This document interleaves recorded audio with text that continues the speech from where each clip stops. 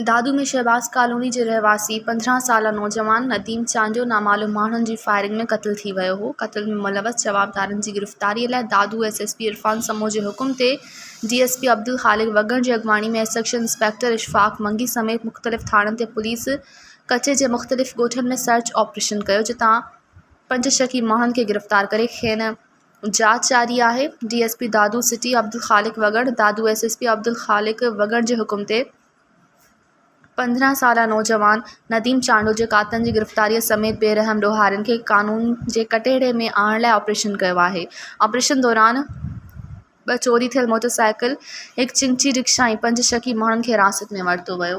मज़ीद ख़बरनि ऐं तफ़सीलात लाइ विज़िट कयो असांजी वेबसाइट www.awamiNewsHD.com ऐं ॾिसंदा रहो अवामी न्यूज़ HD।